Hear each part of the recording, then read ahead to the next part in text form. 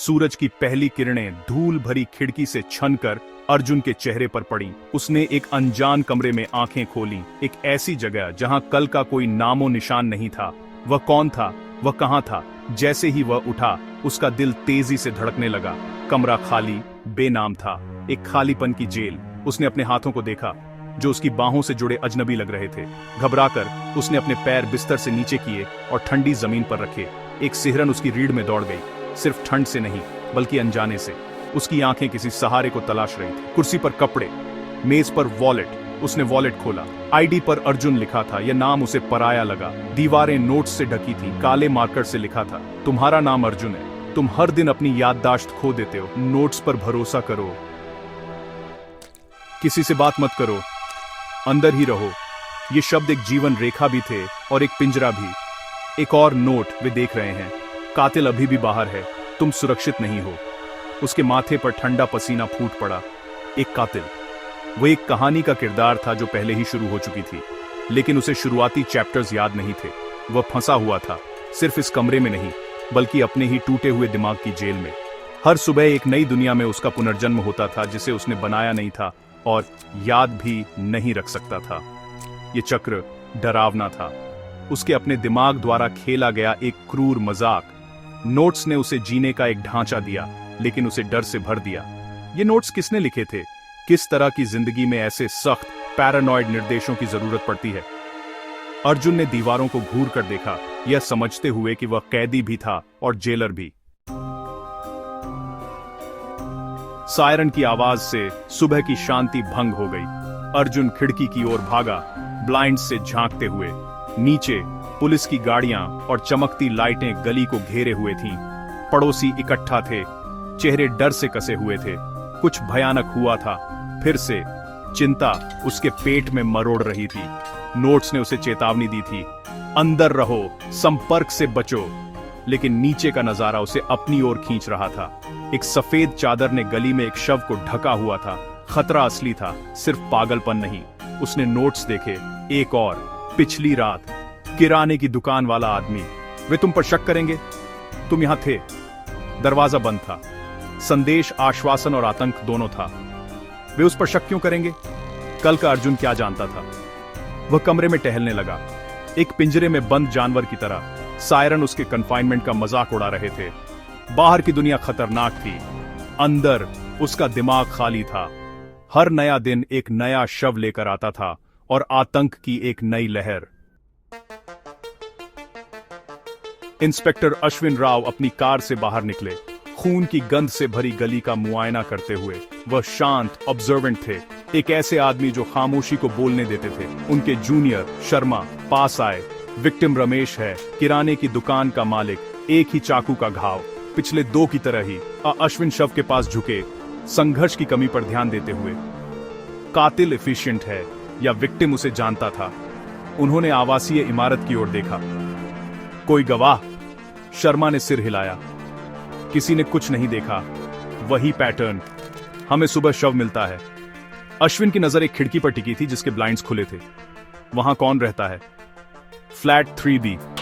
अर्जुन, एकांत प्रिय। हमने उससे पहले भी पूछताछ की है। वह दावा करता है कि उसे कुछ याद नहीं है। याद नहीं? अश्विन की दिलचस्पी बढ़ गई। एंटेरोग्रेड अमनीजिया। वह हर बार सोने के बाद अपनी याददाश्त खो देता है। अश्विन ने खिड़की को घूर कर देखा।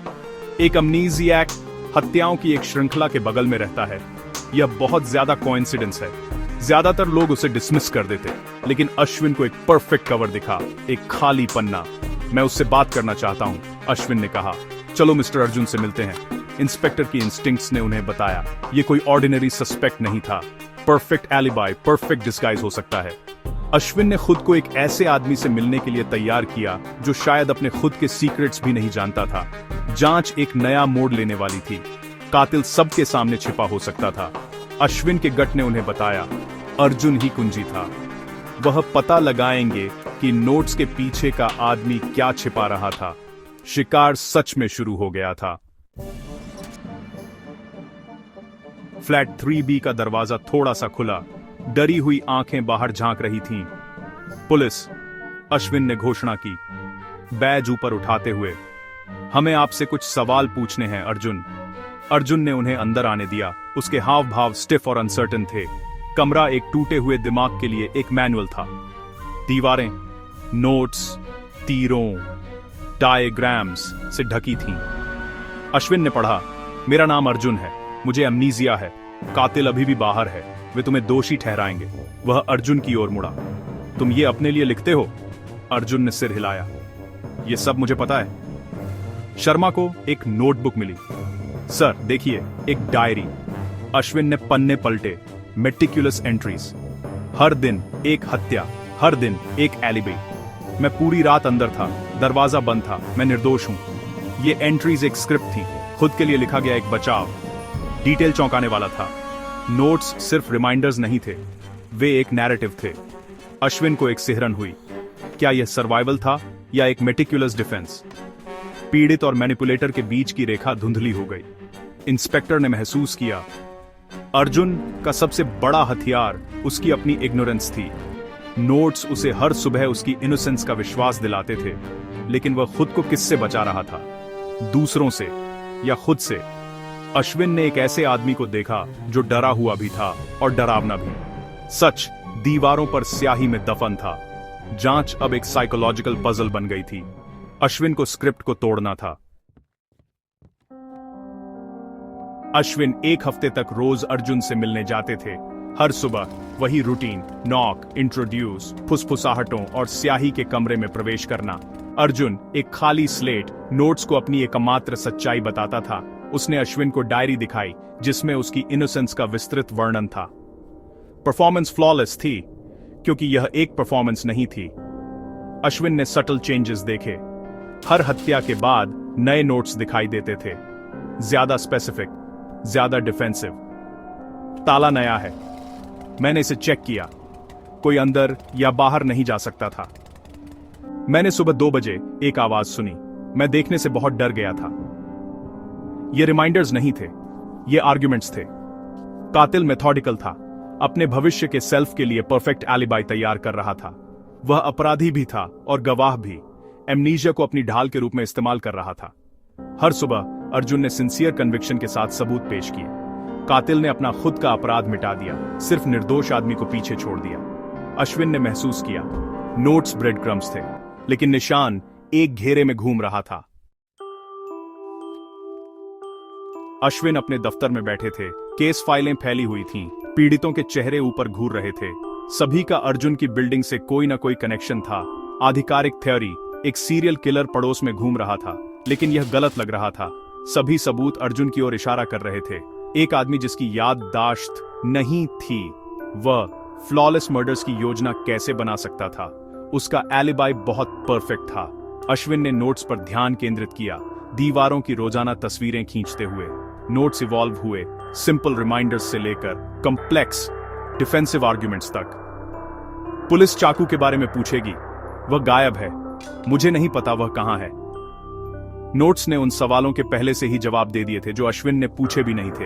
यह ऐसा था जैसे कातिल अपने भविष्य के सेल्फ को परफेक्ट जवाब दे रहा था। अश्विन ने महसूस किया वह एक साइकोलॉजिकल चेस मैच में था, एक ऐसे प्रतिद्वंद्वी के साथ जो हर दिन बोर्ड को रीसेट कर देता था।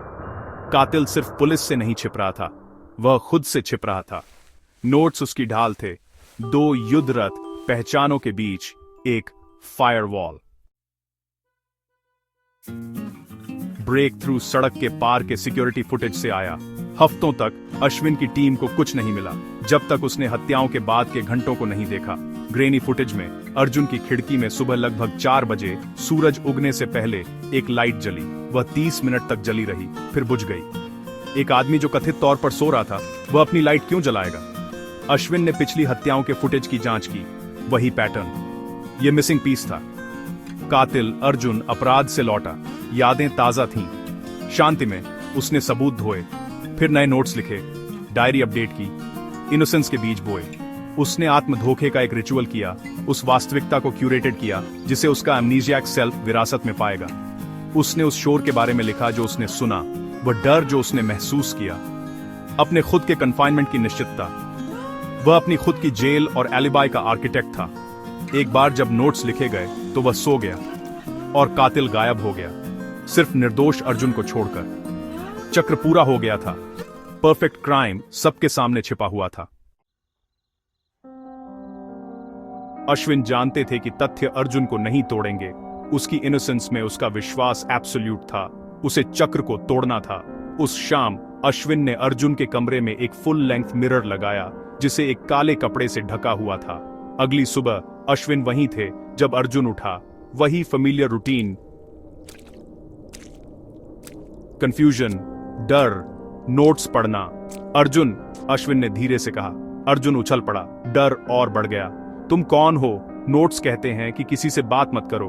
तुम्हें एक व्यक्ति से मिलना है जो नोट्स लिखता है। अश्विन ने आईने से कपड़ा हटाया। कातिल से मिलो। अर्जुन ने अपनी रिफ्लेक्शन को घूर कर देखा, फिर अपने पीछे की दीवार को। आईने में एक नया नोट दिखाई दिया, जिसे अश्विन ने लिखा था, तुमने किया, तुमने उन सबको मार डाला। अर्जुन का दिमाग चकरा गया। उसने दीवार को देखा, फिर वापस आईने को। सच, प्रतिबिंबित और अनडिनायबल, उसे एक फिजिकल ब्लो की तरह लगा। नोट्स अब कंफर्ट नहीं थे, वे झूठ थे। चक्र टूट गया था। आईने में रिफ्लेक्शन एक अजनबी था, एक राक्षस। शब्दों ने अर्जुन के दिमाग में एक दरवाजा खोल दिया। नोट्स झूठ थे, एक हत्यारे की केयरफुल फैब्रिकेशंस, उसकी फैब्रिकेशंस, याददाश्त की चमक, एक चाकू, ग्रोसर का चेहरा, ठंडी रात की हवा। वह लड़खड़ा कर पीछे हट गया, फुसफुसाते हुए, नहीं, यह मैं नहीं हूं। नोट्स कहते हैं कि मैं यहीं था, मैं निर्दोष हूं। लेकिन शब्द अब खोखले थे। उसकी वास्तविकता की नींव चरमरा गई। इनोसेंस का दावा करने वाला हर नोट मेटिकुलस प्लानिंग की एक कन्फेशन थी। अश्विन ने देखा कि अर्जुन कैसे टूट गया। कातिल और एमनीजियक युद्ध में थे। अर्जुन घुटनों के बल बैठ गया, अपना सिर पकड़े हुए। यादें उमड़ रही थीं, अपने पीड़ितों की आंखों में डर, उसके हाथ में हथियार, एलिबाई लिखने का संतोष। उसे याद आ रहा था, और याद करना भूलने से भी बदतर था। वह खुद को परेशान करने वाला एक भूत था, एक हत्यारा जिसने अपने ही दिमाग को फंसा लिया था। साइकोलॉजिकल ब्रेक एब्सोल्यूट था। अश्विन ने देखा, जीत के साथ नहीं बल्कि उदासी के साथ कोई जीत नहीं थी, सिर्फ अपने ही अंधेरे में फंसे एक दिमाग की दुखद खामोश चीख।